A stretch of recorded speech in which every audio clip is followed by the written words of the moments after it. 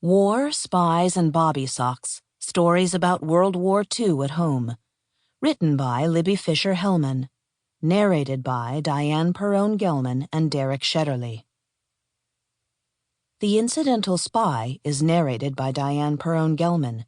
POW is narrated by Diane Gelman and Derek Shetterly.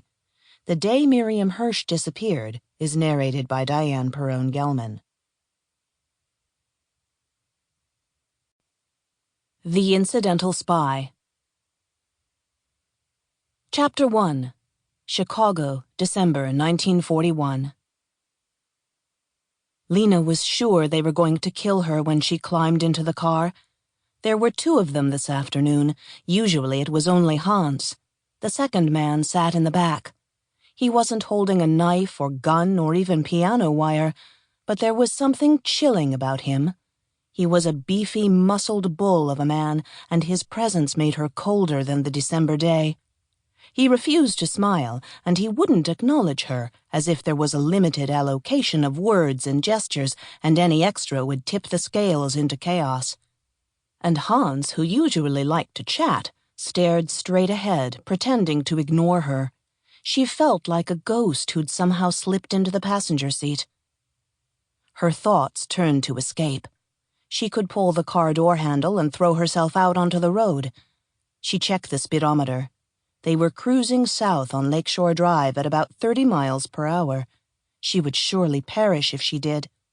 She might be able to slide over to Hans and stomp her foot on the brake before he could stop her. But the road was icy and the car would skid. What if it plowed into another car? She squeezed her eyes shut.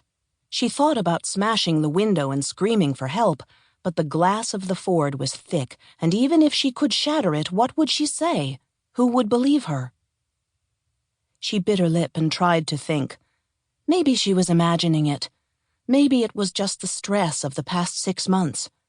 Or perhaps it was her time of the month. Hadn't Carl always teased her about that? Carl.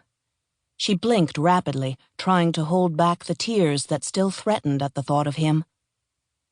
It had been a routine day of typing and filing, much like all the others. She'd had lunch with Sonia, who'd poured her heart out about her husband, who'd been drafted and had fought in the Battle of Midway last summer.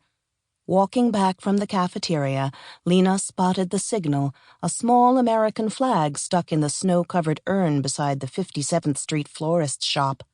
That meant she was to meet Hans as soon as possible. She considered ignoring it, just not showing up. Sample complete. Ready to continue?